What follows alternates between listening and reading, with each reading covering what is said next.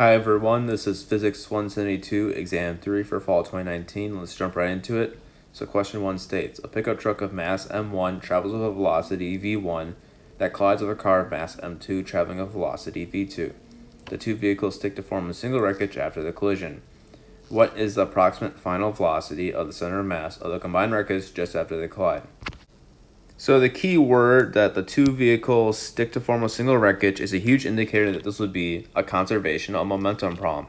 So let's first write out our initial system. And this will be m1, comma m2 before they collide. And our system final will be m1 plus m2, and this is after the collision. By the momentum principle, we can say that F net times delta t is equal to the change of momentum of the system, which is equal to 0. We can say by conservation of momentum,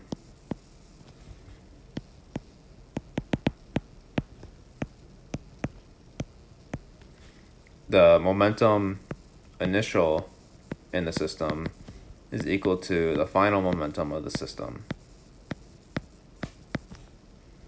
And recall, momentum is mass times velocity. So we can say m1 v1 plus m2 v2 is the initial momentum of the system before the collision. And we can set that equal to our final momentum of the system, which will be m1 plus m2.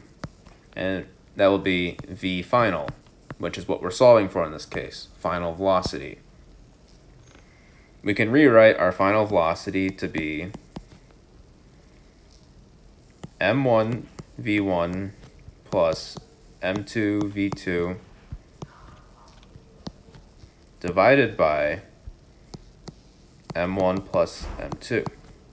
And now we can plug in our values. So we have 3,000 for m1 times the vector of the velocity 0, negative 50, 0, plus the mass of m2, which is 2,000, times the vector of v2, which is negative 40, 0.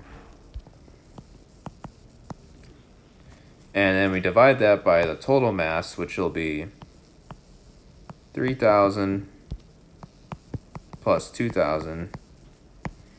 And when we simplify that, we're multiplying the vector by scalar, so we multiply each component of the vector.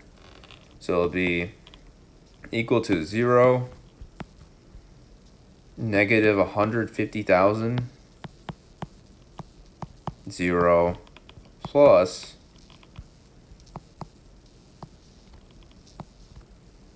negative 80,000, 0, 0, divided by 5,000, which will equal to negative 80,000, negative 150,000, and 0. And what I did was add the x components, 0, negative 80,000. I did 150,000 plus 0, and then 0 plus 0. So you add their like components, and then you divide all that by 500. So we will get a final answer of negative 16, negative 30, 0 meters per second.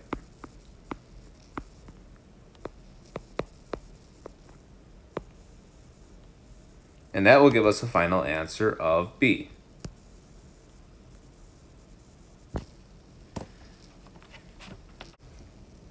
Question 2 states, a block of mass m1 starts from rest and slides on a frictionless track from a height h initial as shown below.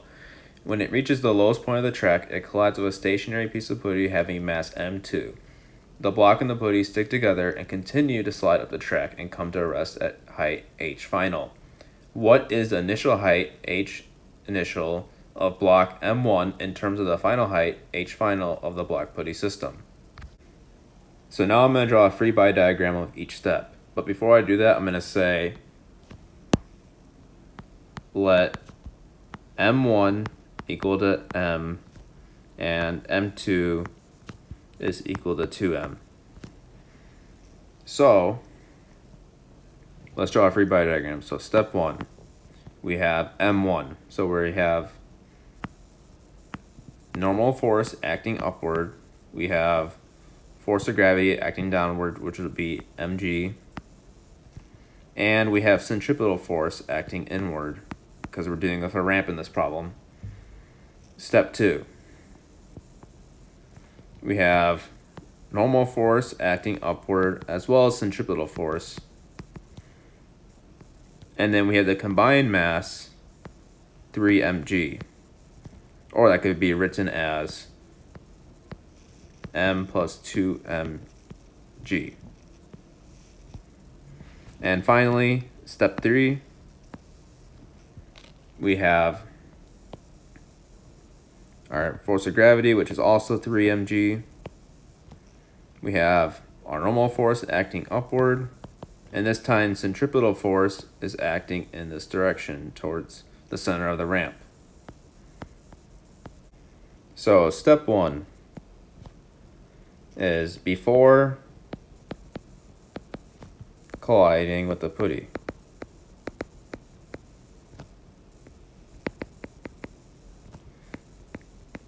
Now before I do this, we need to identify our system and our surroundings. So our system will be the block and the earth. Our surroundings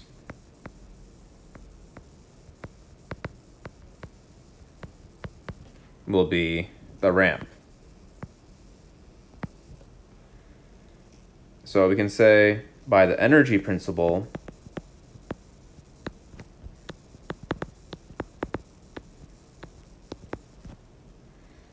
that the kinetic energy of the system plus the potential energy of the system is equal to work surrounding. And the work of the ramp will just be 0 in this case.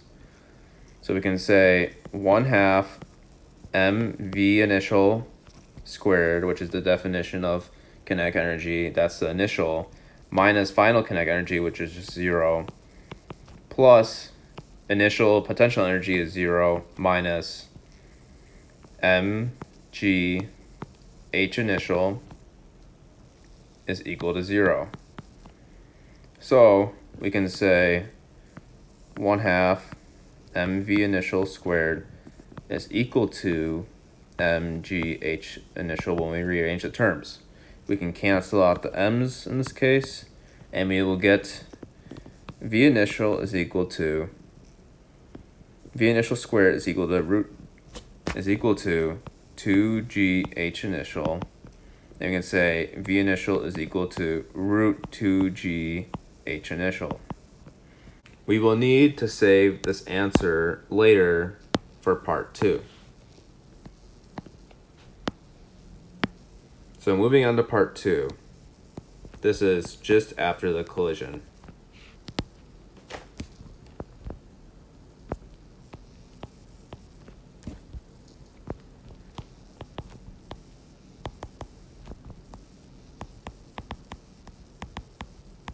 Now we will use the momentum principle.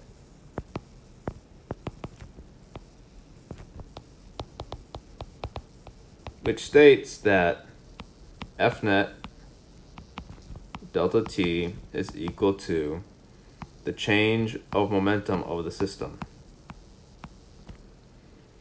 And we can say that is equal to 0, so we will use the conservation of momentum. So we can say our initial system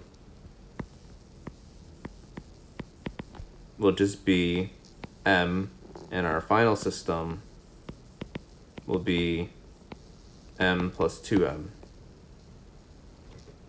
So by doing that, we can say our initial momentum of the system is equal to our final momentum of the system. So rewriting that, we can get m v initial is equal to m plus 2m v final.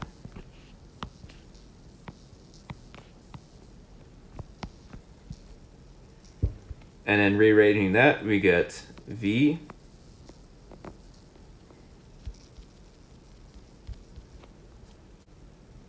rearranging that, we get vf is equal to mvo over 3m. And remember our value from earlier, we can plug that in here now. And that will be, we can cancel out the m's, and we will get an answer of 1/3 root 2gh initial. And we will use this for part 3. So now finally for step 3, we have sliding up the track.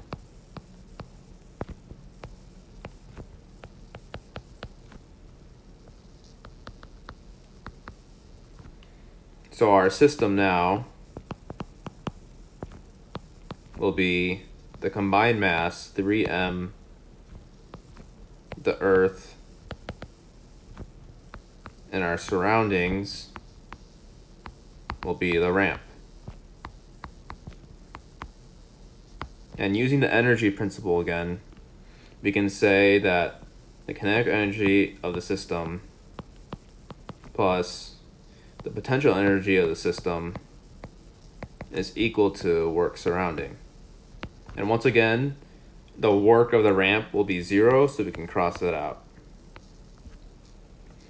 Now we can say our initial kinetic energy will be 0 minus our final, which will be 1/2 times the mass, which is the combined mass of 3m v final squared, plus our potential energy, which is 3m g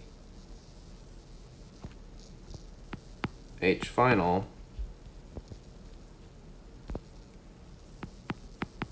minus final potential energy, which is just 0, and we can set that equal to 0. So rearranging that, we get 1/2 3m v final squared is equal to 3m gh final. And we can cross out our 3m's in this case. Additionally, we can plug in our value for vf.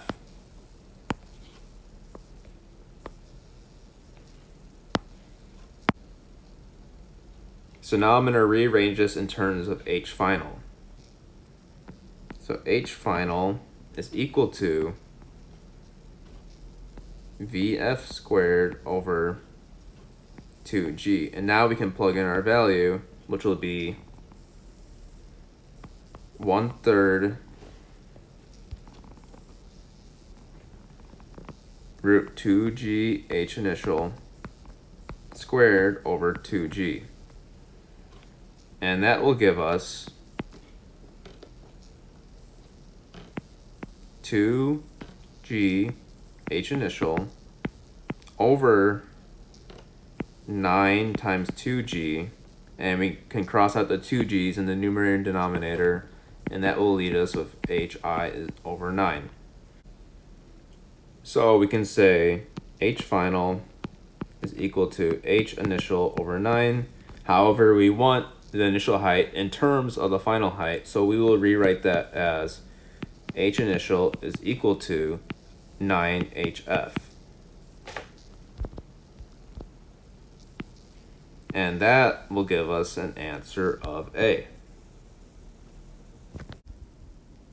Problem 3 states, a barbell consists of 2 small balls, each with mass M at the ends of a very low mass rod of length D. It is mounted on the end of a low mass rigid rod of length B. The apparatus is set in motion in such a way that although the rod rotates clockwise with angular speed omega, the barbell maintains its vertical orientation. What is the total angular momentum of the system about point B?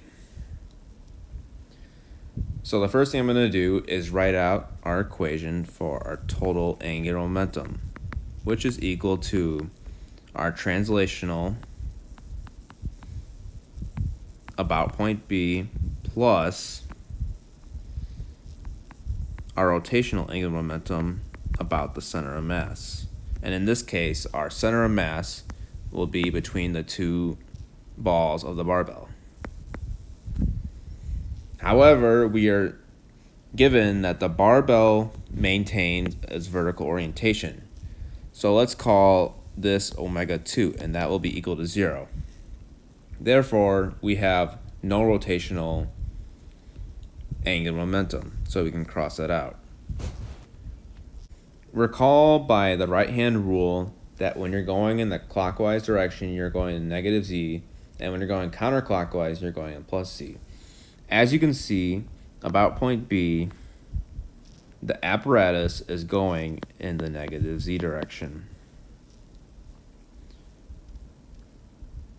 We know that the translational angular momentum can be given by the total mass times the position about the center of mass times the velocity about the center of mass.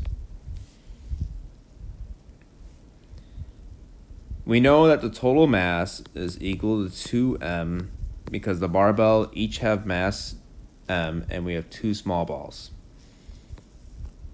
We know that velocity is equal to omega r. When we're going from linear to angular, you have to multiply it by r.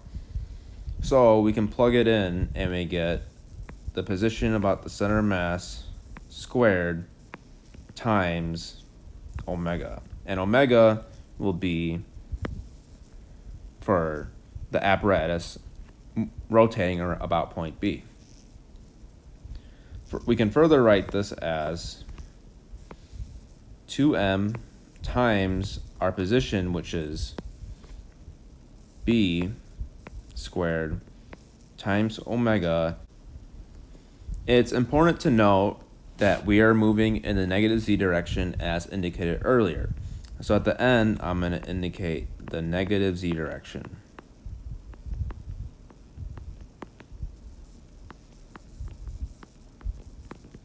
And that will give us a final answer of negative 2m b squared omega z hat.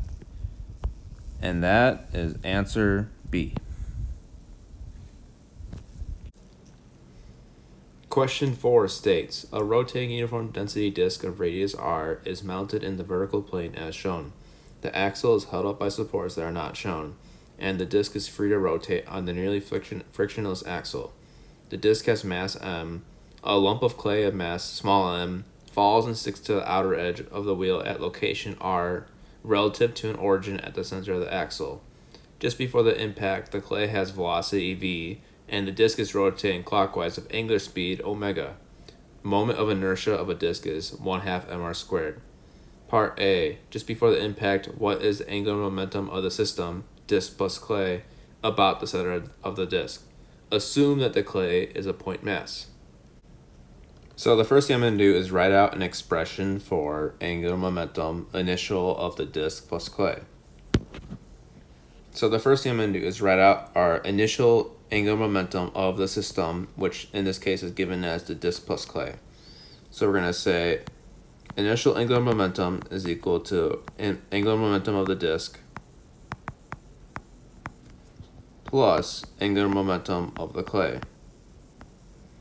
Now we need to identify whether it's translational angular momentum or rotational angular momentum. So we have our clay, which is acting downward with the force of gravity, and we'll want to go in the counterclockwise direction, and by the right hand rule, that is positive z. However, our disc is rotating with angular velocity omega, and that will be going in the clockwise direction as seen, and that will be negative z. And for reference, this is our coordinate system. So we have y, we have x, and then we have z out of page. And that's where we can apply the right-hand rule from. So now that we've identified the direction and the type of angular momentum, we can write out the definitions. So rotational angular momentum can be defined by the inertia times the angular velocity, and translational angular momentum can be defined as MI, VI are perpendicular. So let's rewrite out our expression for our initial angular momentum. So that would be I of the disk times omega, which is the angular speed. And we recognize it was in the negative z direction, so we got to indicate that. Plus mi vi times r perpendicular. In this case, r perpendicular will be rx. Because if you take that same line and shift it upward, you will see that it's the perpendicular distance. So we have rx, and we indicated it was the positive z direction. So now we can plug in our inertia, which is given as 1/2 mr squared times omega initial, and that will be negative, plus mi vi rx. Now we can plug in our values. So we'll get negative 1/2 times the mass of the disk, which is 10, times the radius, which is 1.5 squared, times 2.0, which is our angular velocity, plus small m, which is given as 3, our initial velocity, which is given as negative 6 in the x direction, and then we have rx, which is negative 1.2. So that will be negative 22.5 plus 21.6, and that will be equal to negative 0.90. And if we write that in vector notation, we get that the initial angular momentum is equal to 0, 0 in the xy direction, and then negative 0.90 kg times meters squared per second. And that will give us an answer of A. Question 5 is a continuation of question 4. So part B states, just after the impact, what is the angular momentum of the system, disc plus clay, about the center of the disc? So right away, I recognize that this is a conservation of angular momentum problem. And by the angular momentum principle, we can say that the net torque times delta t is equal to the change in angular momentum of the system, and in this case it will be 0 by the conservation of angular momentum.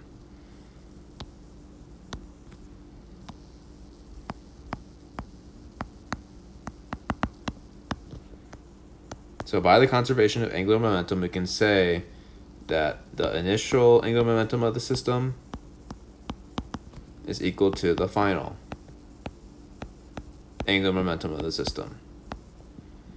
And recall that the initial angular momentum of the system from part A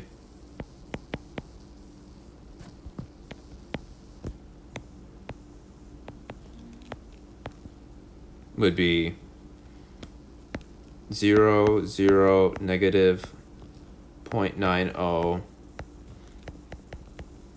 kg times meter squared over second. So therefore, the final angular momentum of the system would be 0, 0, negative 9.0 kg times meters squared per second. And that would give us an answer B. What would change in this question, however, is our final angular speed. So recall that L rotational is equal to I omega. So we can say our final angular velocity is equal to the inertia of the disk plus the inertia of the clay times omega final. So we would say omega final is equal to LF divided by 1/2 mr squared, which is the inertia of a disk about its center, plus the clay, which we're assuming is a point mass, which will be small m r squared in this case. Question 6 states, a small comet follows the path around a massive star as shown in the figure below. The comet's orbit lies in the xz plane. When the comet is a distance d1 from the star, it is traveling in the plus y direction and has a momentum of magnitude p1. When the comet is a distance d2 from the star, it is traveling in the negative x direction with a momentum of magnitude p2 as shown in the figure. What is the ratio p2 divided by p1? Our translational angular momentum is equal to m total velocity of center of mass times r perpendicular center of mass. And we can rewrite that as momentum about the center of mass times r about the center of mass. And you can say this because remember, momentum is equal to mass times velocity. By the angular momentum principle, we can say the net torque times delta t is equal to the change in angular momentum of the system. And that will be equal to 0 by the conservation of angular momentum. And further, we can say that the angular momentum at 1 is equal to angular momentum at 2.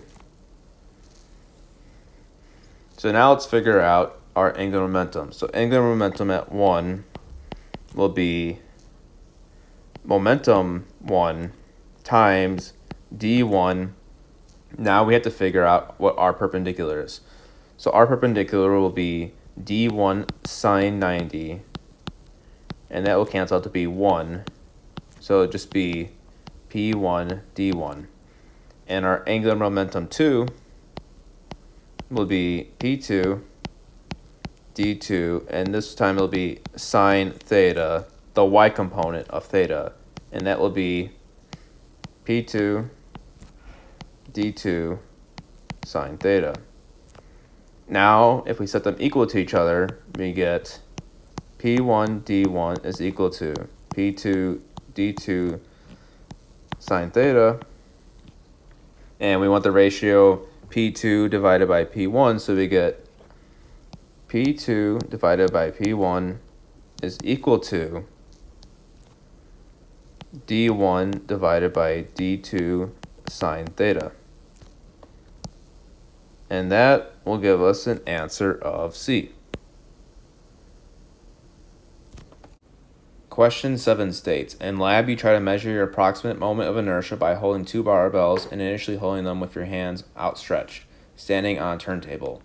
You have your friend spin the turntable, and after it is spinning at a steady speed, you pull your arms in. Each barbell has mass m, and with each of your arms outstretched, the distance of each barbell from the axis of rotation is r. Initially, when you were spinning with the barbell carrying arms outstretched, you were spinning at an angular speed of omega I. Your body plus the turntable has moment of inertia, I body. What is the final angular speed of rotation, omega f? Assume the moment of inertia of your outstretched hands and the platform that you are standing on is negligible. Further, when you draw in your barbells, the barbells are aligned with the axis of your body, so they do not contribute to the moment of inertia. So the first thing I'm going to do is recall that we're dealing with rotational angular momentum, which can be defined as L rotational is equal to the inertia about the center of mass times omega. And we're also going to identify our system. So our system initial will be the body plus the barbell. And our final system, which is given on the right image, will be just the body. So this will be system initial, and this will be system final. By the angular momentum principle, we have that the net torque times delta t is equal to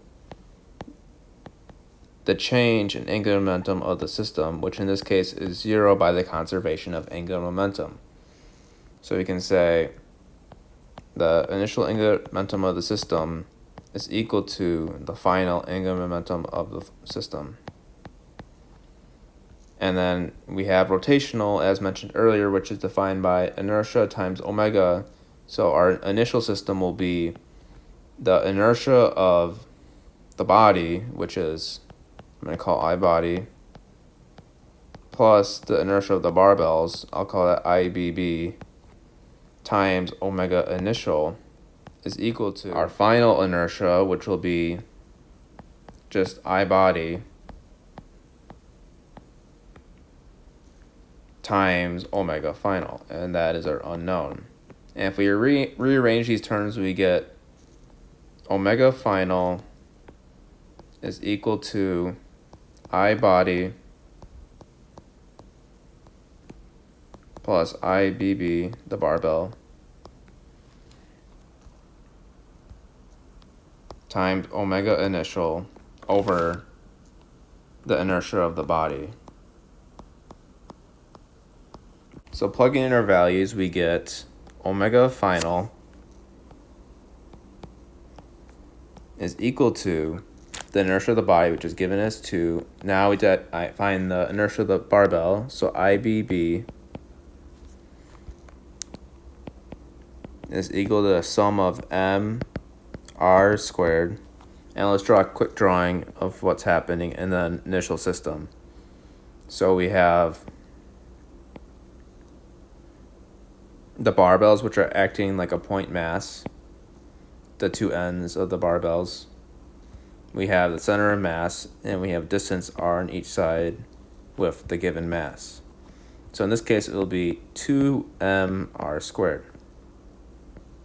So taking that into consideration, we have 2 times the mass, which is 6, times r, which is 0.5, squared, and then don't forget that initial angular velocity, which is 3, all divided by the inertia of the body, which is 2. And that will give us 15 over 2, which is 7.5 radians per second. And that will give us an answer of B.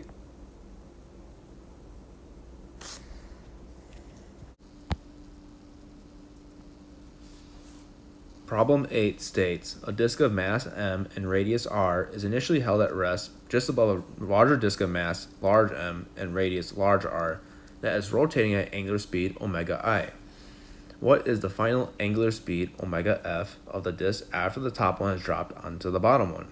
Note, moment of inertia of a disk about its axis of rotation is 1/2 mr squared. In order to find the final angular speed omega f, we have to use a conservation of angular momentum. But before we get into that, we have to define our initial system and final system. So our initial system, which is before the top disk is dropped, will be small m comma big M. And notice they are separated because they have not been dropped yet. And then our system final will be small m plus big M after the top one is dropped. And now that we have that figured out, we are dealing with rotational angular momentum because the discs are rotating. So we can say L rotational is equal to the inertia about the center of mass times angular velocity. Using this definition of the rotational angular momentum, we can find the angular momentum of the initial system. So we have the initial angular momentum of the system is equal to the inertia of the top disk, which is 1/2 small mr squared, times omega, which is stated to be at rest, so it's 0, and this entire term cancels out, plus 1/2 big mr squared times omega initial. And then after that, our final angular momentum of the system will be the combined inertias of 1/2 small mr squared plus 1/2 big mr squared for both the top and bottom disk times omega f, which is our unknown in this case. And using the conservation of angular momentum,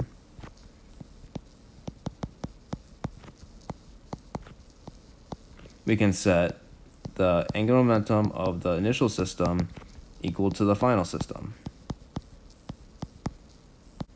We can rewrite this as 1/2 mr squared omega I is equal to, and I'm going to pull out the 1/2 from here because it's a common factor, so it's going to be 1/2 small mr squared plus mr squared omega final, and we can cancel out the 1/2 on both sides. So rewriting that, we have omega final is equal to mr squared over small mr squared plus mr squared times omega initial. And this will give us a result of C.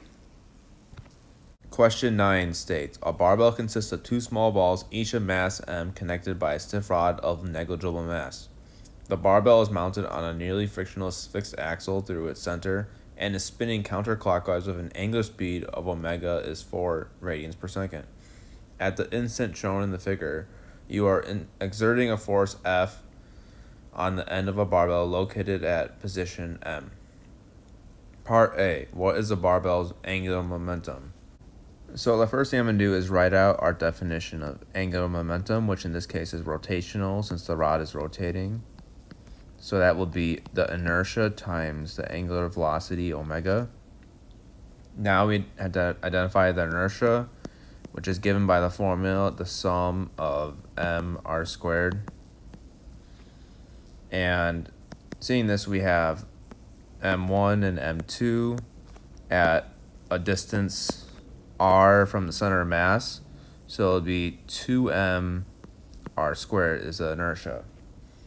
Now we need to identify the direction that omega will go in and the direction that the force will go in. So omega is going in the counterclockwise direction, and by the right hand rule that will be positive z, and the force will go in the opposite direction, and that will be negative z. And for reference, we have a coordinate system. So z is out of page. We have x and y. After that, I'm going to rewrite our definition of angular momentum as 2mr squared omega and then positive z hat, since we're concerned about the direction omega is going in. But one problem we have is r, so we need to identify the components, since we're given r is a position vector. So we have rx and ry, and we are given rx and ry. So to find r, we have to do rx squared plus ry squared. When you take the square root, you get r is equal to rx squared plus ry squared, all to the 1/2. So now that we know that, we can say rotational angular momentum is 2m times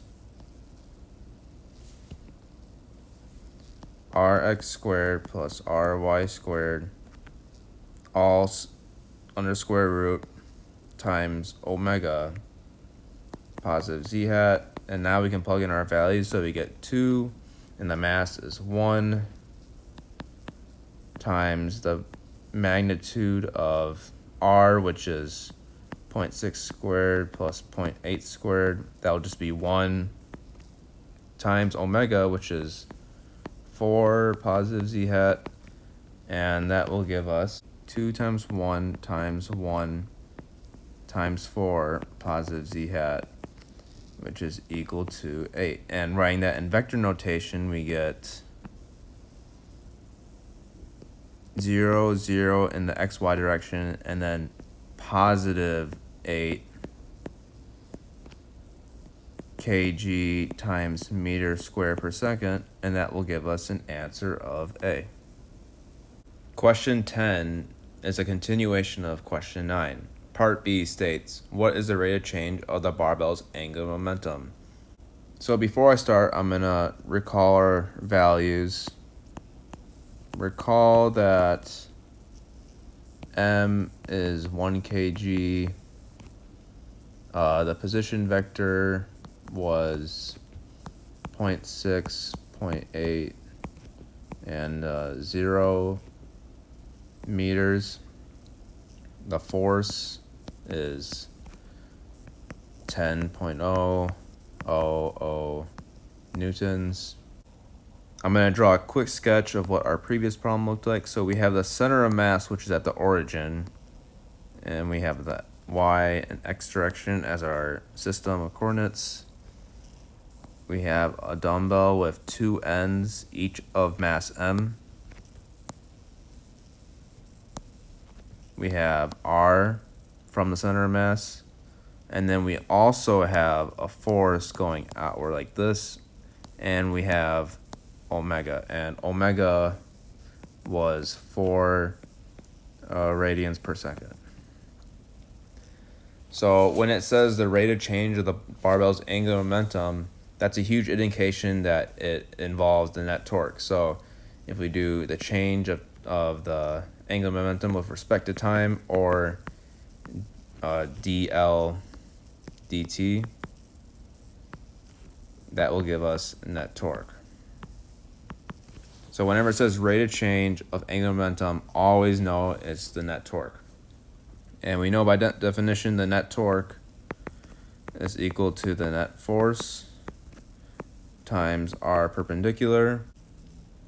So we have that the net torque, that will just be the torque of our force, is equal to our force times r perpendicular. Now this is where it gets tricky, so we identify our components. So we have ry and we have rx, and its perpendicular distance is going to be ry in this case.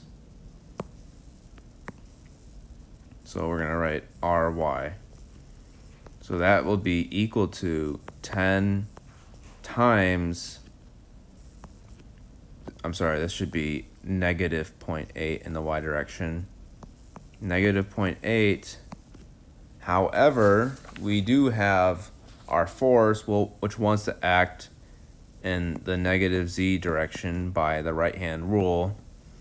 And if you recall, we have the z out of page, and force is acting clockwise, so it'll be negative z in this case.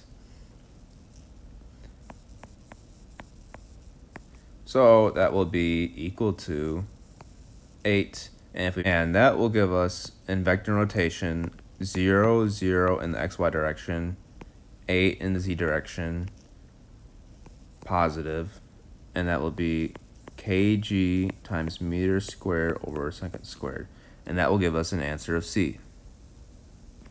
Question 11 states, a ball of mass m is 2 kg is falling straight down. At the instant shown, it is at height h is 6 meters above the ground and has vertically downward speed v is 5 meters per second.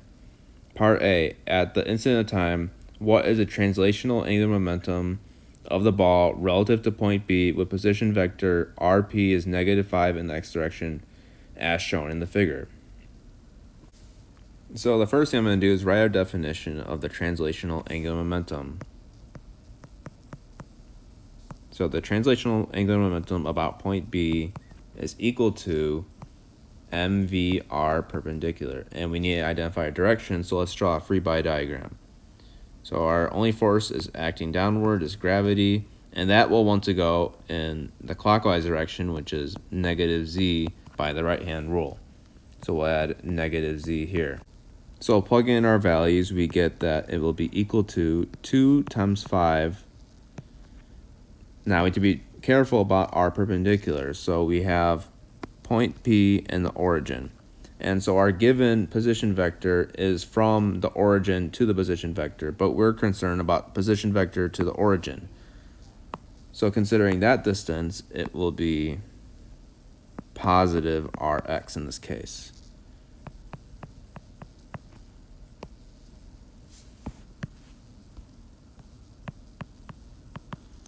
So that will be equal to 2 times 5 times 5 times -z, and that will be -50.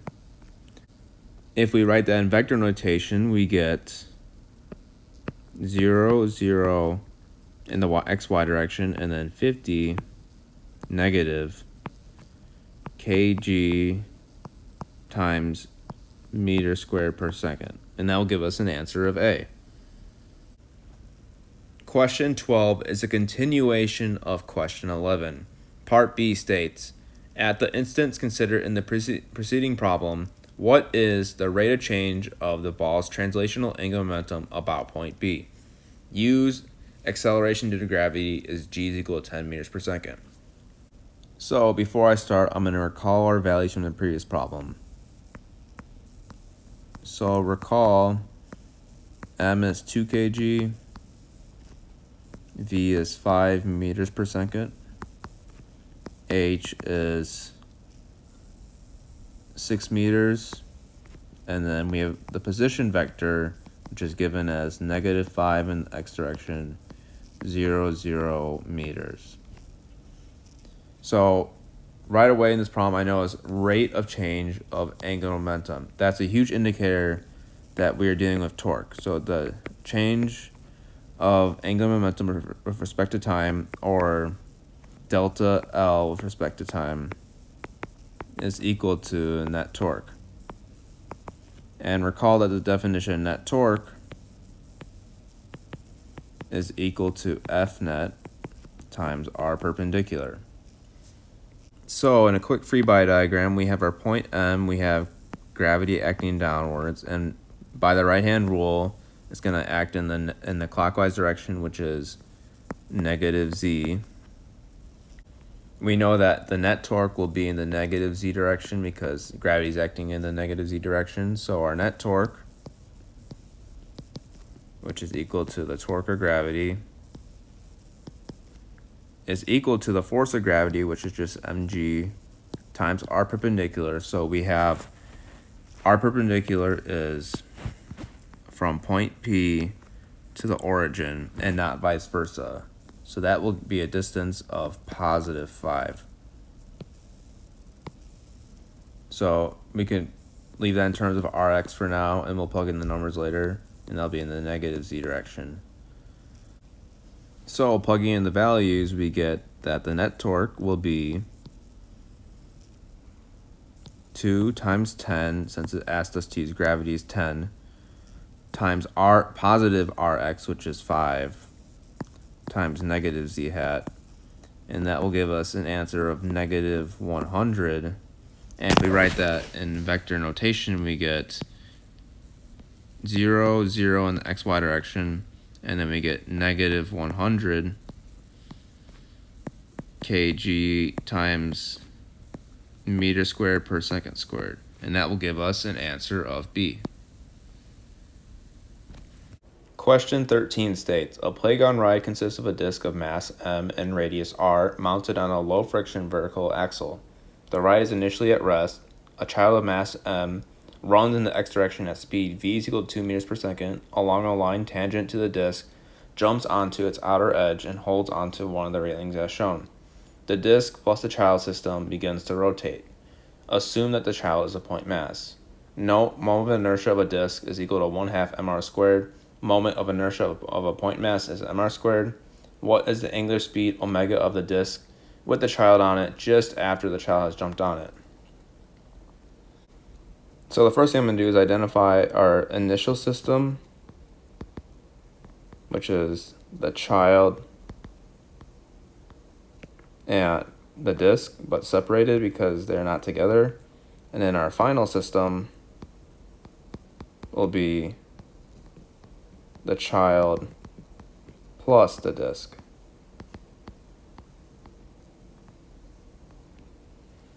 So after we've identified that, we can use the conservation of angular momentum, which says the angular momentum of the initial system is equal to the angular momentum of the final system.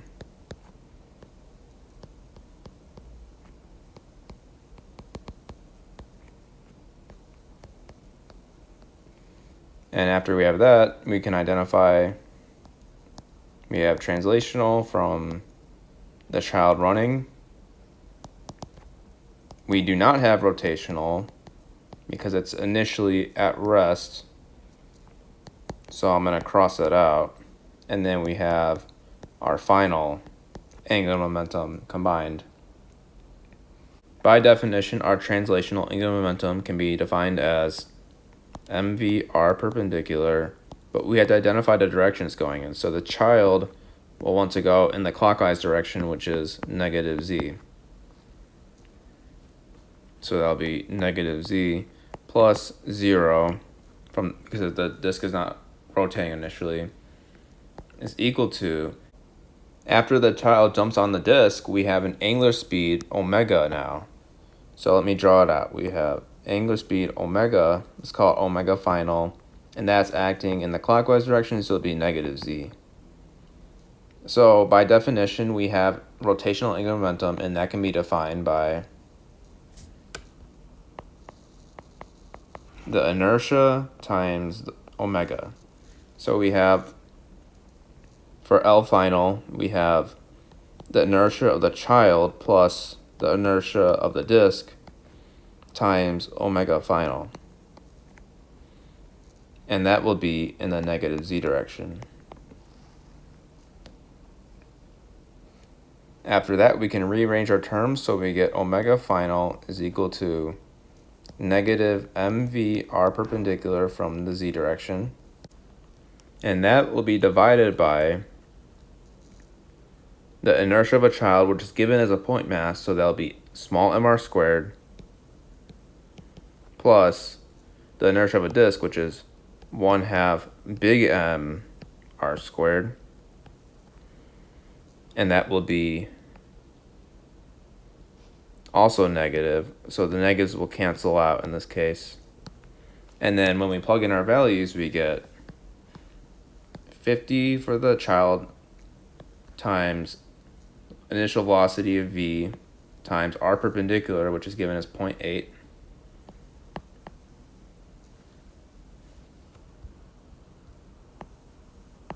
divided by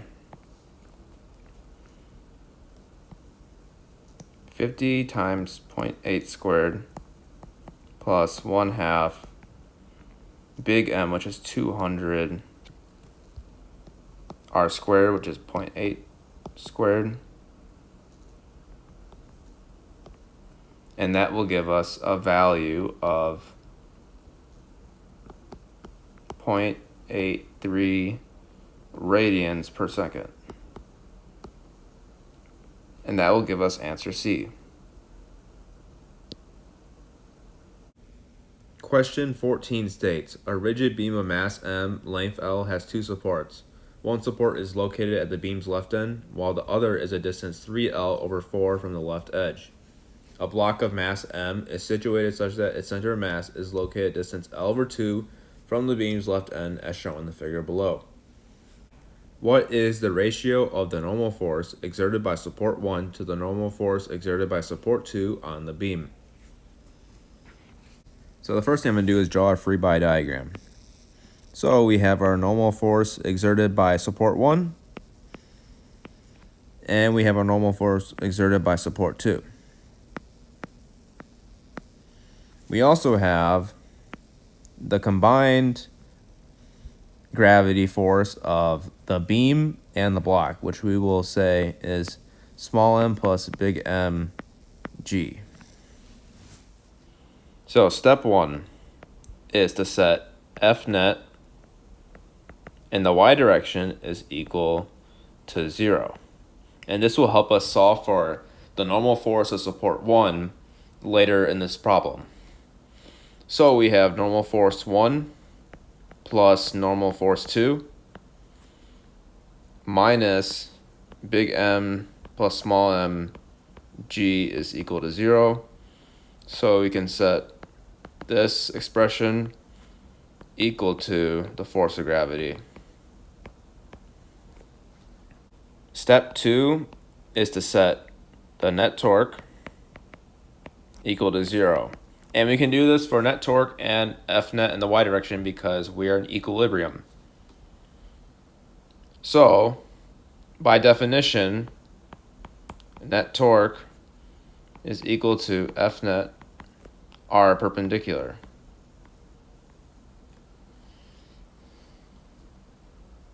Taking that into consideration, we also need to find the distance from our relative point, which I will call x naught at support 1. So we have L over 2 for the gravity, and we have 3/4 for the normal force. The direction, gravity will go in the clockwise direction, which will be negative z by the right-hand rule, and normal force will want to go in the counterclockwise direction, which is positive z hat. Now that we know the distances and our direction, we can write out our expression for net torque. So we have F N2 times the distance 3L over 4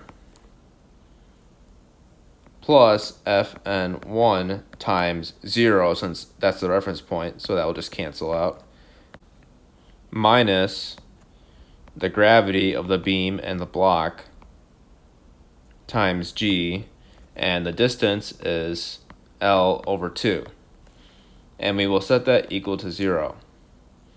We can cross out the L's in this case and rewrite in terms of Fn2, which is equal to 1/2 times 4/3 M plus small m G, and that can further be simplified to 2/3 M plus small m G. Now we have our expression for the normal force of 2. So part 3 is where we solve for Fn1. So recall earlier this expression we derived in part 1. So we can rewrite that in terms of Fn1 is equal to M plus small mg, the gravity, minus Fn2. And using our value from before that we just saw for Fn2, we can plug that in here. So it will be equal to M plus small mg minus 2/3 M plus mg, which is equal to 1/3 M plus small mg. Finally, step 4 is where we take the ratio of F1 divided by F2.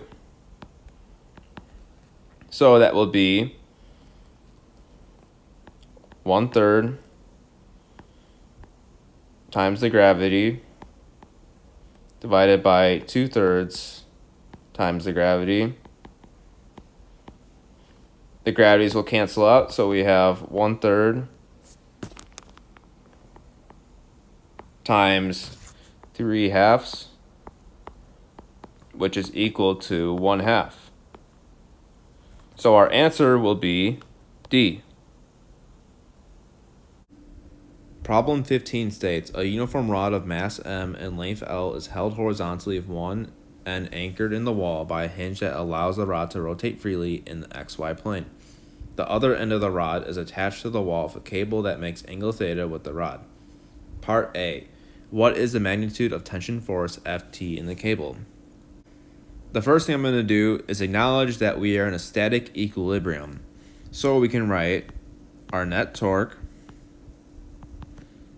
is equal to 0. Now I will identify all our forces acting on our system. So we have the force of gravity acting downward, which is mg. We have the y and x components of tension, which is Ft cosine theta and Ft sine theta. We also have forces acting on the hinge, which I will call Fhy and Fhx. By definition, we know that the net torque is equal to F net times R perpendicular. Now we need to identify our reference point, the direction that our forces want to go in, and their perpendicular distance. So I'm going to call our reference point the hinge, which is denoted by this X. We have our force of gravity, which wants to act in the clockwise direction, which is negative Z. We have our tension, which wants to act in the opposite direction to keep this in an equilibrium, and that will be in the counterclockwise direction plus Z. Using our definition of net torque, we can rewrite it as the torque of tension plus the torque of gravity is equal to 0. We can further write that as Ft sine theta acting in the y direction, and we can translate Ft sine theta at the end of the rod, which is a distance L from our pivot point at the hinge, minus, because mg is acting downward in the clockwise direction, mg times the distance is L over 2 is equal to 0. And further, we can rewrite that as Ft sine theta is equal to times L is equal to mg L over 2. We can cancel out the L's in this case, so that will leave us with Ft is equal to mg over 2 sine theta, which will give us an answer of B. Problem 16 is a continuation of problem 15. Part B states, in the previous problem, what is the vertical component force on the hinge? So we need to recall that our previous answer was that the Ft sine theta was equal to mg over 2. So I'm going to redraw our forces acting on our system. So we have Ft sine theta, the y component of tension. We have the x component of tension, which is Ft cosine of theta. We have mg acting downward from the center of the rod, and we have our hinge forces.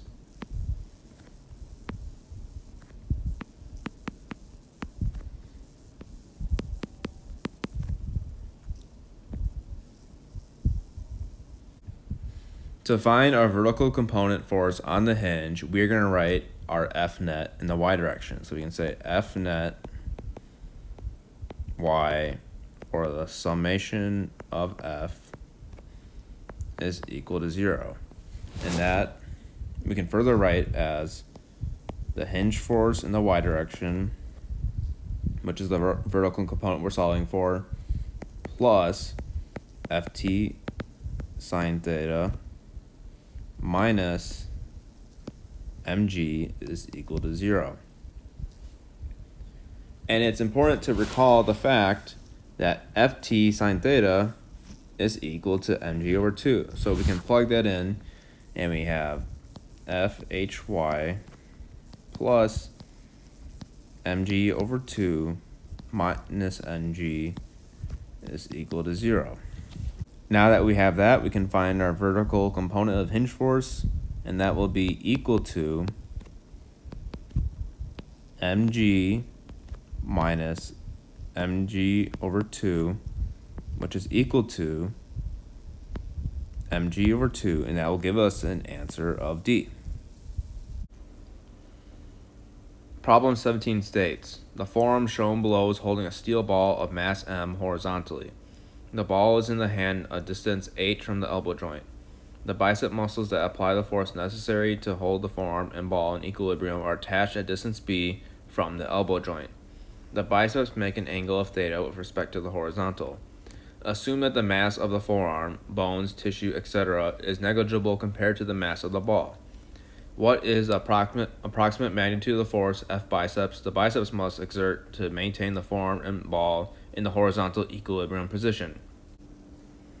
Because we want to maintain a horizontal equilibrium position, we know that the net torque is equal to 0. We also know by definition that the net torque is equal to F net times the perpendicular distance. Now to identify our forces and the direction they go in. So we have mg from the steel ball acting downward, and that will go in the clockwise direction, which is negative z. We also have our F bicep, which we want to express in the xy coordinate. So we will draw the y component relative to theta, which will be F bicep sine theta. The force of the bicep will want to go in the opposite direction of gravity, so it will go in the counterclockwise direction in order to maintain equilibrium, and that will be positive z. Now that we identify our forces and the direction they go in, we also have to identify our relative point, which will be at the end of the arm as denoted by the x. So now we can rewrite our net torque as F bicep sine theta times our perpendicular distance, which is b in this case, minus mg, since it's acting in the negative z direction, times the relative distance, which is h. And we set that equal to 0 since the net torque is equal to 0 and in equilibrium. Now that we have that, we can rewrite our F bicep sine theta times b is equal to mgh. Finally, we can rewrite that in terms of F bicep. So we will write it as F bicep is equal to mgh over b sine of theta. And that will give us a final answer of C. Problem 18 states, a woman of mass is doing push-ups as shown in the figure. Her center of mass through which her weight, W, acts downward, is at a distance A from her toes on which she rests. Her arms are at a distance B from her toes. What is the magnitude of the upward force, F, that her arms must exert to hold this position?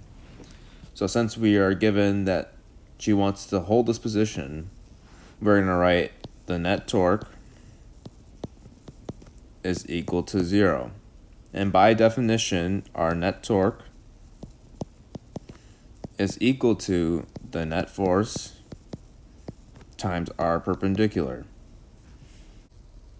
Now we need to identify the direction our forces go in and the relative distance. So our relative point will be at the end. And the direction of the weight is going to go in the negative z direction, or clockwise. And the force will want to go in the opposite direction, counterclockwise, which was positive z, to maintain equilibrium.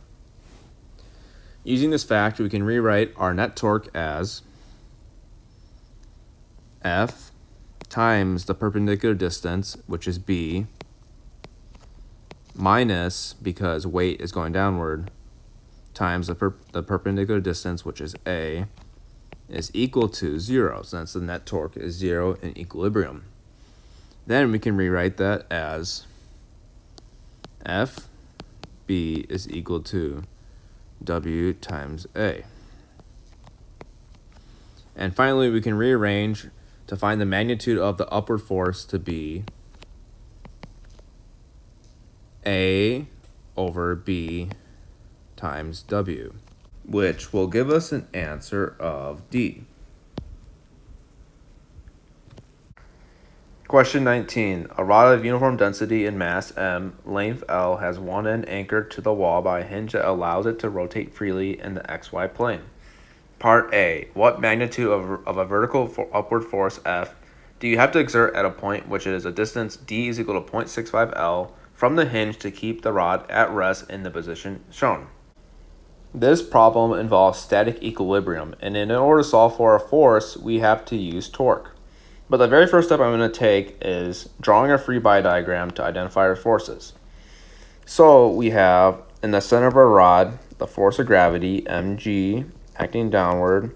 We have our given force acting upward, and we also have forces on the hinge, which we will call FHX and FHY. Dealing with a static equilibrium allows us to say that the net torque is equal to 0. And also recall that the net torque is equal to F net times the perpendicular distance. Using this fact, we can rewrite this expression as the torque of the force plus the torque of gravity plus the torque of the hinge is equal to 0. Now we have to identify a reference point and the direction that the forces go in to keep this in a static equilibrium. So our reference point will be the hinge in this case. And right away, our perpendicular distance will be 0, so that means we can cancel out the torque of hinge. This simplifies it to the torque of force and the torque of gravity. So the force will want to go in the counterclockwise direction, which will be positive z. And the force of gravity will want to go in the exact opposite direction, the clockwise direction, which will be negative z. Now that we have the directions of our forces, we can use the fact that torque is equal to force times the perpendicular distance to rewrite our equation. So we can write it as the force applied times the distance from the hinge, which is d in this case, minus, because gravity is acting in the negative z direction, mg, which is the force of gravity, times the distance, which in this case will be L over 2, is equal to 0. Since we are solving for the upward force, we can rewrite this in terms of F. So the force times D is equal to mg times L over 2. And further, F is equal to mgl over 2d. And using the fact that d is 0.65 L, we can rewrite that as mg L over 2 times 0.65 L, and the L's will cancel out, so we have mg over 2 times 0.65, and leaving this in terms of mg, this will give us a final answer of 0.77 mg, which will give us an answer of C. Part B, question 20 states, if you let go of the rod on the previous question, what is the magnitude of its angular acceleration immediately after you release it? Recall that the moment of inertia of a rod about its end is 1/3 ml squared. So we are no longer in a static equilibrium, so we can say that the net torque is not equal to 0. And rather, the net torque will be equal to the inertia times angular acceleration. And I want to draw a picture so you can visualize what's happening in this picture. So we no longer have our force, so the rod will go something like this and move in this direction. Let's redraw our free body diagram. So we still have our force of gravity. We no longer have this force, and we still have the force of the hinge.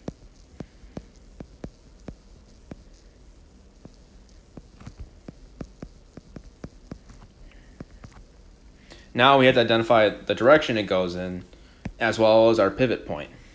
So our point of reference will be the hinge again, and the gravity will go in the counterclockwise direction this time, and this will be positive z hat and no longer negative. Knowing our new directions, we can rewrite our net torque as the torque of gravity plus the torque of the hinge is equal to I alpha. And since our reference point is at the hinge again, our perpendicular will be equal to 0, so we can cross that out. And the torque of gravity will be our force, mg, times the perpendicular distance, which is still L over 2. And that will be equal to I alpha, and we are given that I is equal to 1/3 ml squared.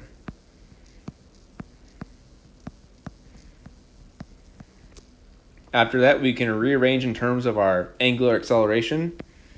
So we can say alpha is equal to mg L over 2 over 1/3 ml squared.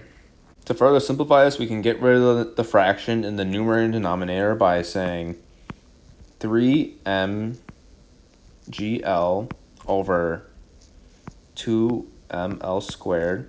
And after that, we can further simplify that again by crossing out the m, crossing out one L in the denominator and 1 in the numerator. And that will leave us with 3g over 2L, which will give us an answer of A. Problem 21 states, a disc of radius r and mass m is mounted on a nearly frictionless axle. The disc is initially at rest, a string is wrapped lightly around the disc, and you pull on the string of a constant force F. What is the angular speed omega F after a time interval delta t is 2.0 seconds? Note, moment of inertia of a disc is 1/2 mr squared. The first thing I'm going to do is create an expression that solves for omega final. And to do this, we have to differentiate between rotational and translational.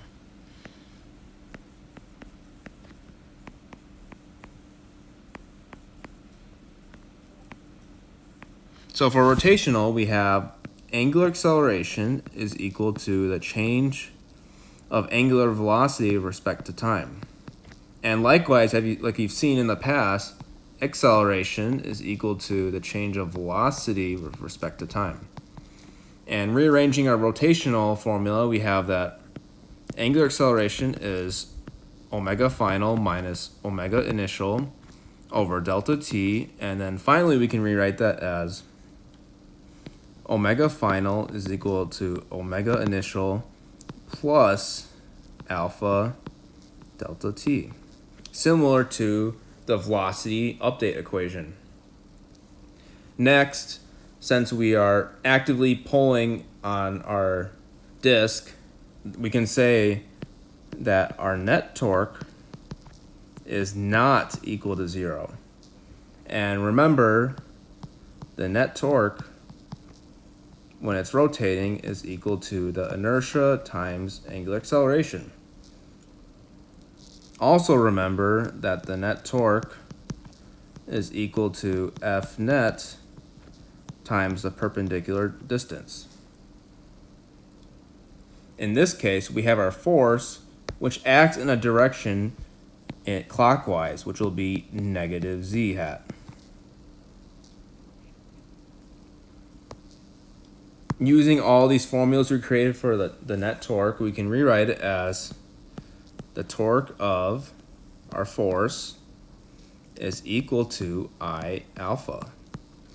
And then that can be rewritten as negative F, since it's moving in the negative z direction, times R, since it is R away from the center of the disc, is equal to our given inertia 1/2 mr squared times alpha. And then we can rearrange alpha to be negative FR over 1/2 mr squared. And when we simplify that, we get negative 2F over mr. Now that we have angular acceleration, we can use it in our formula that we previously derived for omega final. Let's rewrite it down below. So omega final is omega initial, which is given to us as 0, so we can cross that out, plus alpha delta t, which is equal to negative 2F over mr delta t. And we can further write that as negative 2 times 100 over 100 times 0.25 times 2 when we plug in all our values, and that will give us 8 times 2, which is equal to negative 16. But however, none of our answers are negative. You have to remember speed is scalar, which means it does not have direction but only magnitude. And so speed is equal to the absolute value of velocity. And that way, our omega final is 16 radians per second. And that will give us an answer of C. Problem 18 states, consider a uniform disk of mass m and radius r as shown. Forces F1 and F2 act at the points shown in the figure. What is the angular acceleration of the disk about an axis passing through the center of mass parallel to the z-axis? And note, the moment of inertia of a disk is I is equal to 1/2 mr squared. Because we are not dealing with an equilibrium, we can rewrite our net torque as the inertia times the angular acceleration alpha. We also know, by definition, the net torque is equal to F net times R perpendicular. Now that we know that, we need to identify our forces, the direction they go in, and the perpendicular distance. So we have F1, which wants to act in the counterclockwise direction, which is positive z. We also have our F2, which is acting in the clockwise direction, or negative z hat, as stated by the right-hand rule. We also see that F2 is tangent to the disk, forming a 90-degree angle. And then if we draw R2 and shift it over, we see that F1 is perpendicular to the y component relative to theta 1. So using this information, we can rewrite our net torque as F1 times the distance from our relative point, which is the center. I'll denote that as an x, times R2 sine 90, which is just 1, so that'll cancel out, minus F2 times R sine 90, and that will also cancel out. And we can further rewrite that as F1 times R2 minus F2 times R. Knowing that the net torque is equal to I times alpha, we can rewrite our angular acceleration as the net torque over inertia, which in this case will be F1 R over 2, like earlier, minus F2 times R over our given inertia of a disk, 1/2 mr squared. And simplifying the denominator, we can rewrite that as 2mr times F1 over 2 minus F2, because the r's will cancel out in this case, and there will be one r on the bottom, and that will give us an answer of 0 in the x direction, 0 in the y direction, and 2mr F1 over 2 minus F2 in the z direction, because the forces are acting in the positive z and negative z direction, and that will give us an answer of B. Question 23 states, consider the system shown. The pulley is a disc of radius r and mass m. The rope does not slip over the pulley. Which set of equations from among 1 to 6 shown above will you need to solve to determine the tensions in each section of the rope T1 and T2 and the linear acceleration A of each block? So let's narrow this down. Let's start with M1. We have our force of gravity, M1G, and then we have our tension acting upward. And our acceleration will want to go upward. So we can rewrite that as F net in the y direction is equal to T1 minus M1G, which is equal to M1A. And that matches equation 1. Now let's use our system of M2, which has gravity going downward, tension acting upward, and acceleration going downward. So we can rewrite our F net of y is equal to T2 minus M2G, which is equal to negative M2A, since it's acting in the negative direction. And that matches equation 5. We also have our entire system. So our angular acceleration, as seen here, is acting in the clockwise position, which is negative z. And we know by definition that A is equal to alpha times r, or the linear acceleration is equal to the angular acceleration times the radius. We also have tension of mass 2, which wants to go in the negative z direction. We also have the tension of 1, which wants to go in the positive z direction. Knowing that the definition of net torque is equal to F net times r perpendicular, and we know that the net torque is equal to inertia times alpha, since the disk is rotating. Using our definition of net torque, we can rewrite this as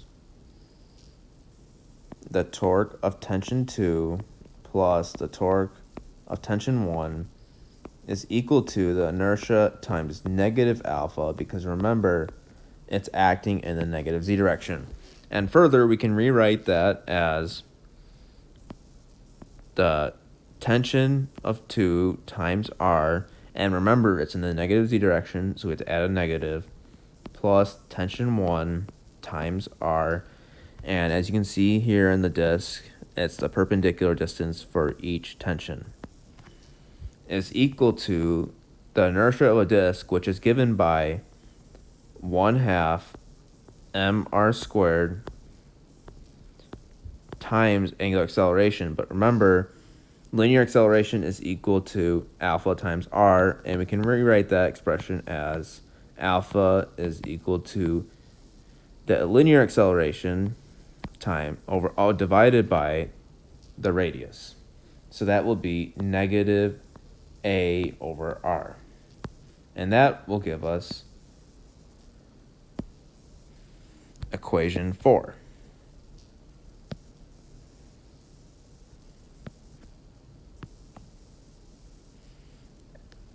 These are all the equations that we need to solve for the tensions of each rope and the linear acceleration, and that will give us an answer of C. Question 24 states, 2 people of different masses sit on a seesaw. A person of mass m1 sits at distance r1 from the pivot. A person of mass m2 sits at distance r2 from the pivot. The mass of the board is negligible. Part A. At what distance r2 from the pivot should person of mass m2, 80 kg, be seated such that the seesaw is balanced? So the first thing I notice is that there's a keyword balanced. This means we are dealing with an equilibrium.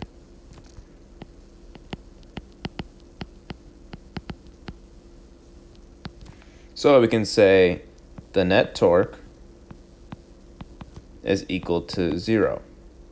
And further, we know that the definition of torque can be written as F net times R perpendicular. So we have torque from M1 and torque from M2. So M2 will want to go in the clockwise direction, and by the right-hand rule, that will be negative Z. And for reference, here is our plane. So we have Y, X, and then we have Z out of page. So M2 will want to go in the opposite direction, and that will be positive Z since it's the counterclockwise.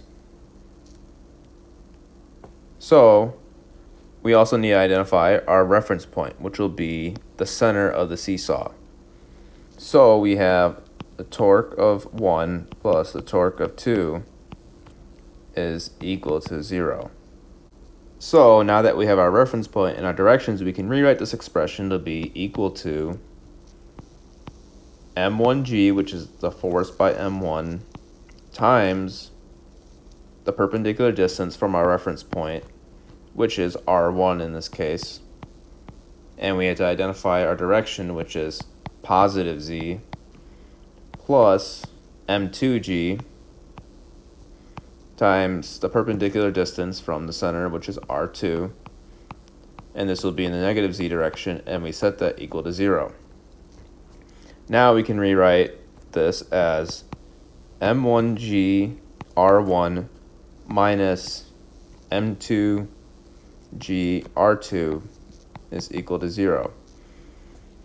So r2 is equal to m1g r1 divided by m2g. So the g's will cancel out, and we have m1 r1 divided by m2, and when we plug in our values, we have 60 times 1.2 divided by 80, and that will give us an answer of 0.90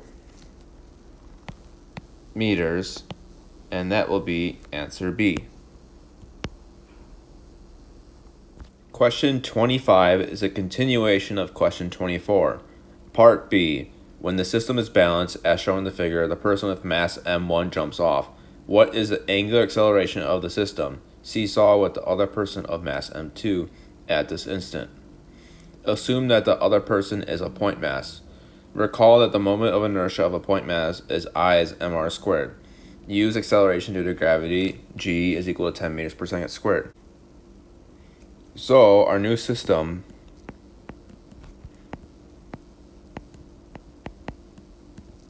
will be m2.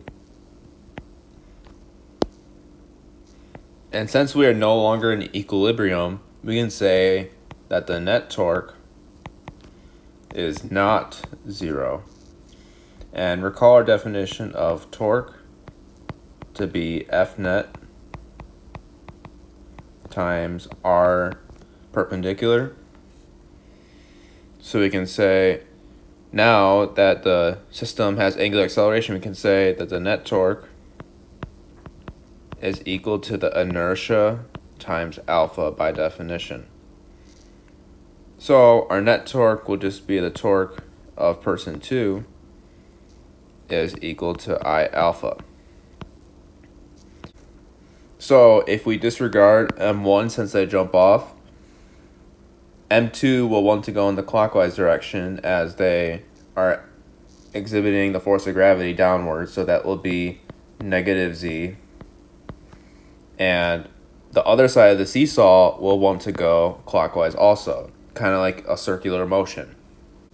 So taking that into consideration, we have M2g, which is the force exhibited from M2, times the perpendicular distance, which will be R2, and we'll make our reference point the center of the seesaw.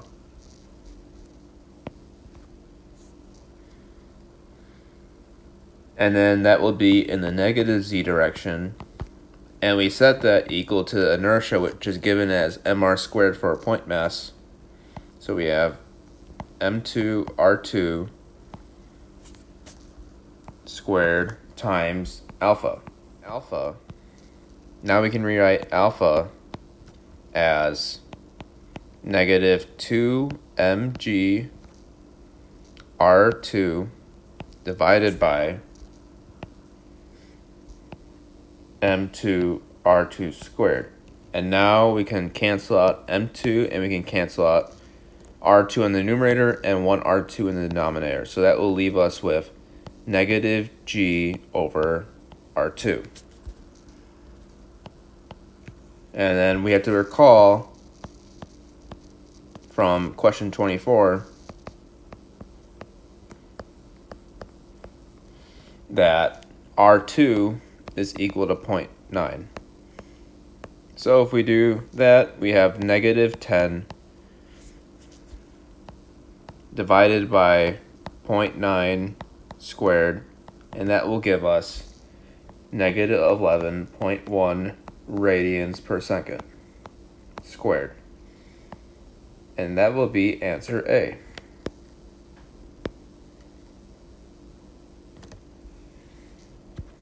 Problem 26 states, a system consists of two concentric disks, a smaller uniform disk of mass m and radius r, and a larger uniform disk of mass big M and radius big R. The smaller disk lies on top of the larger disk. Force F1 acts tangentially, i.e. perpendicular to the radius, on the outer rim of the smaller disk as shown. Force 2 acts tangentially on the outer rim of the larger disk as shown. What is the angular acceleration of the system about the axis? Note, the moment of inertia of a disk is 1/2 mr squared. The first thing I'm going to do is write a definition of torque. So net torque is equal to F net r perpendicular.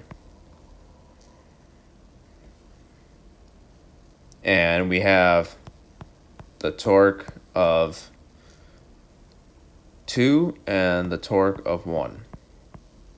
Now we need to identify the direction that they go in. So F1 will want to act in the clockwise direction, which is negative z by the right hand rule.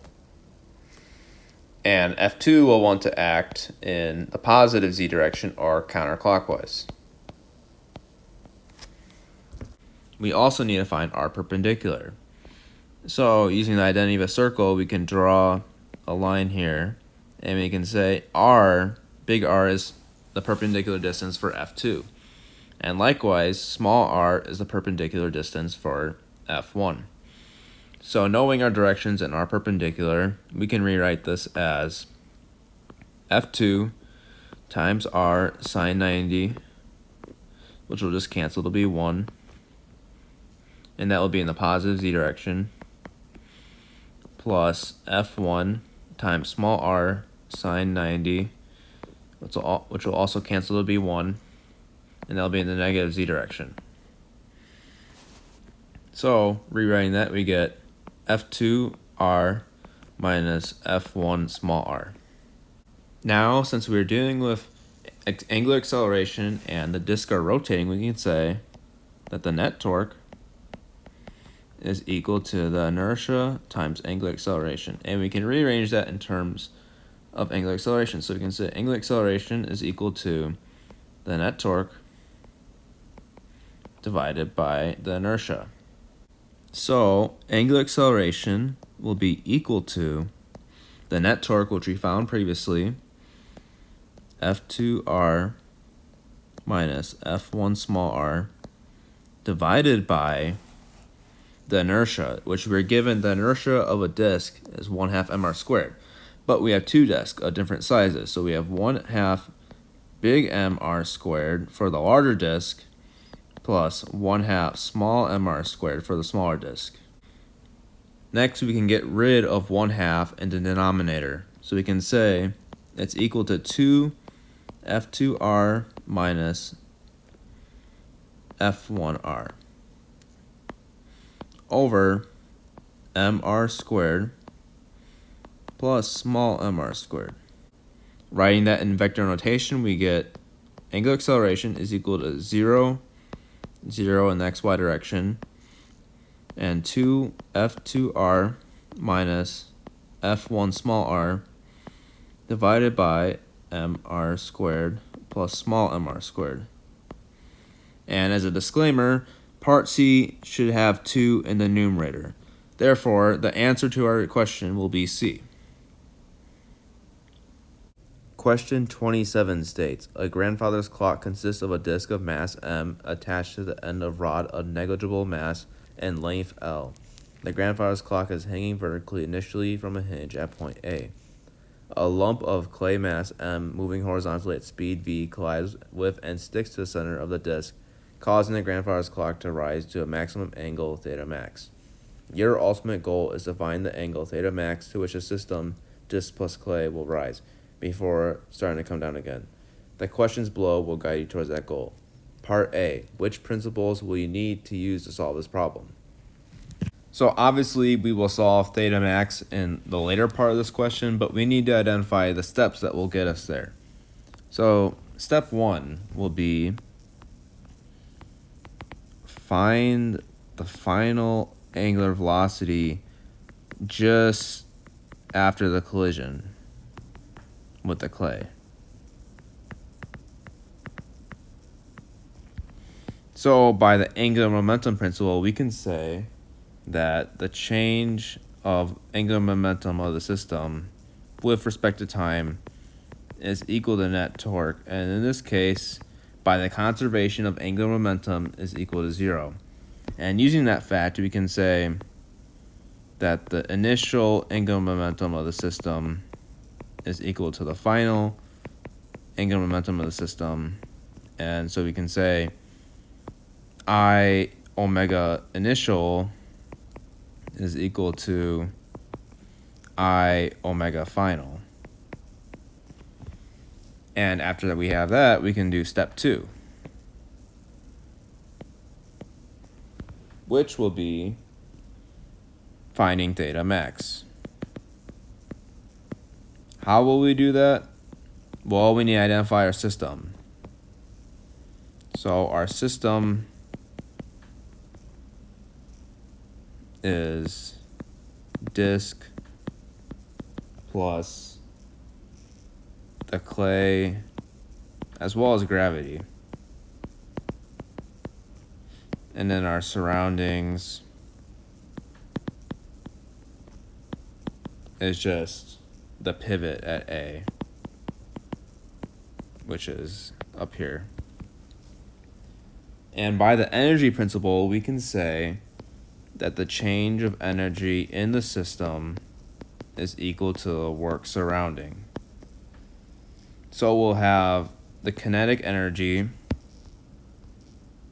KE rotational, plus the potential energy is equal to work surrounding, which is, in this case is just equal to 0, And then that way we have 1/2 I omega squared plus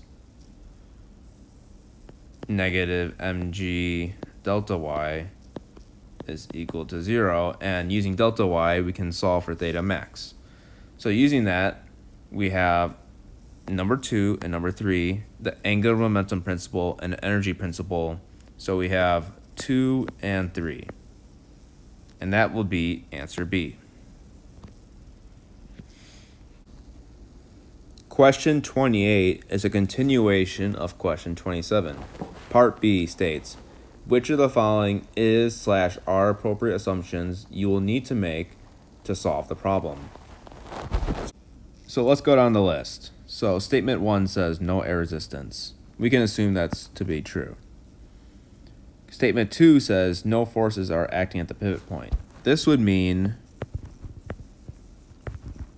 no torque, and basically the forces are exerted to support the weight of the disc plus clay. For example, tension. So that is not true. I'm going to mark that off. And then statement 3 says the rod does not bend. We will assume that to be true. So using that, we have statements 1 and 3, which will be answer C. Question 29 is a continuation of question 27. Part C states, which of the following is an expression for the angular speed omega of the grandfather's clock with lump of clay sticking to the center of disc just after the collision? Note, moment of inertia of a disc about its axis through the center of the disc is 1/2 mr squared. Assume that the clay is a point mass. Moment of inertia of a point mass is ml squared. So, as identified in problem 27, we are going to be using the angular momentum principle.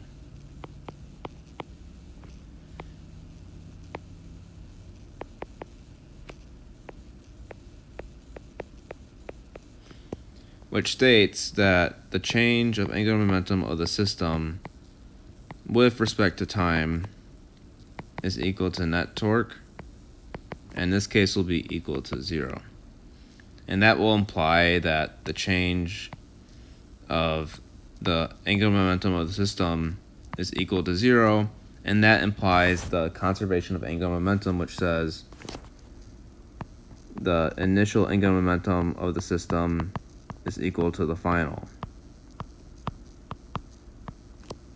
Now let's find our initial system and our final system. So our initial system is the disc, comma, the clay before they collide. And our system final is the disc plus the clay after collision. So now that we have that, we can write out our initial angular momentum, which is the angular momentum of the disc plus angular momentum of the clay is equal to our final angular momentum. And because the disc is initially at rest, we can cross that out, and that will be 0. So we can say that the clay is translational and the final is rotating. So recall,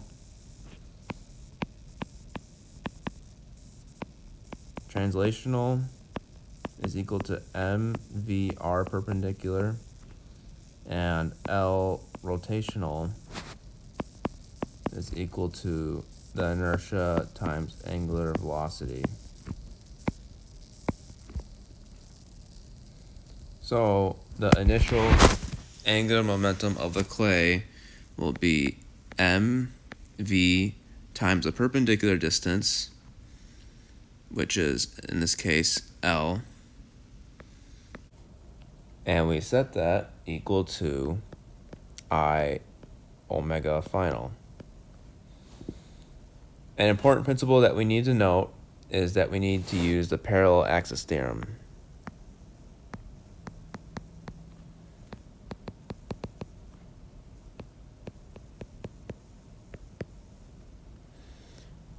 Which says that the inertia is equal to the inertia at the center of mass plus md squared.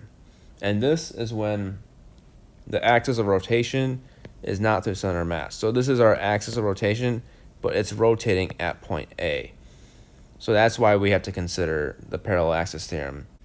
We can rewrite this expression as MVL is equal to the total inertia, which is inertia of the disk, plus inertia of the point mass, times omega final. And using the parallel axis theorem, you can get the inertia of the disk is equal to 1/2 mr squared, which is given in the problem, plus ml squared, since the center of mass of the disk is L away from A, which is the axis of rotation.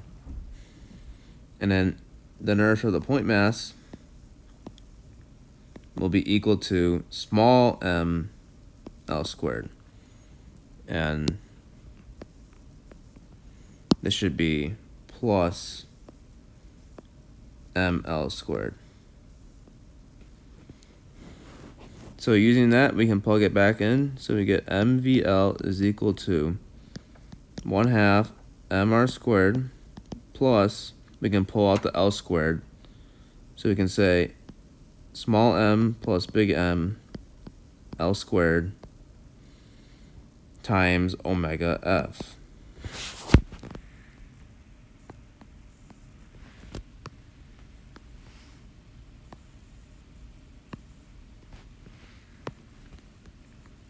And then we can rearrange it in terms of omega F.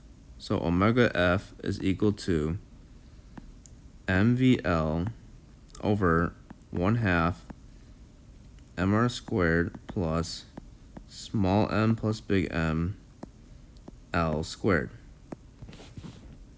And that will give us a final answer of C. Question 30 is a continuation of question 27. Part D states, which of the following equations will you need to solve the angle theta max to which the system, disk plus clay, will rise before starting to come down again? As mentioned in question 27, we will need to use the energy principle for this problem.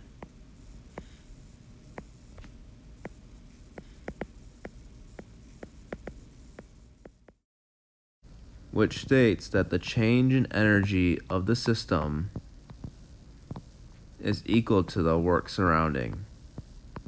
Now we need to identify what our system is and what our surrounding is. So our system will be the disk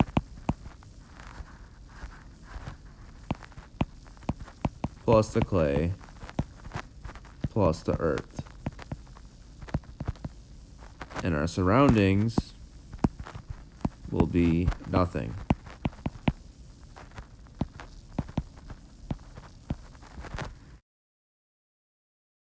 So we can rewrite this as the change of kinetic energy plus, well, this will be rotational kinetic energy, plus the change of potential energy is equal to work surrounding, and that will just be 0, so we can cross it out.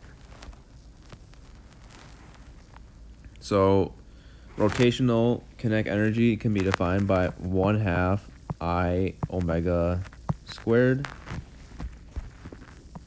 plus 0 minus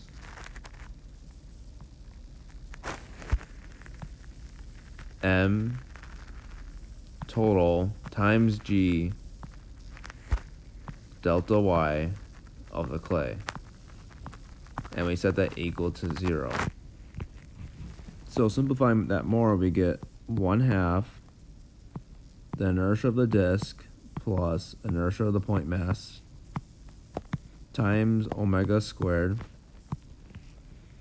is equal to the total mass, which is small m plus big M times G times delta Y of the clay. We need to use the parallel axis theorem in order to solve for our inertia of our disk. And the parallel axis theorem will state that the inertia is equal to the inertia about the center of mass plus md squared. And the reason why we are using the parallel axis theorem is because the center of the mass of the disk is not the same as the axis of rotation.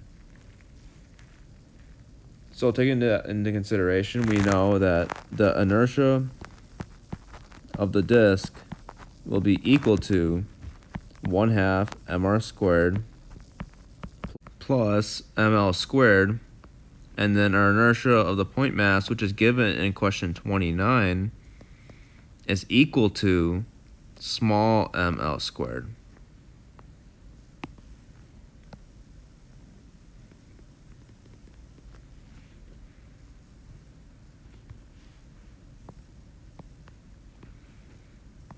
Another thing that we need to solve is our change of y of the clay. So I'm going to draw this as L, and this rod is also L when it rotates. Let's draw the x and y components. So we have x and y. Using alternate interior angles, we have, this is also theta max. And using trigonometry, we have L sine theta max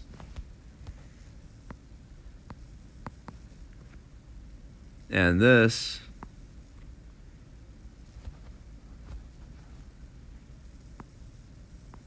is L cosine theta max. We are particularly concerned about L cosine theta max because what we can do is say change of y of the clay will be equal to L minus L cosine theta max.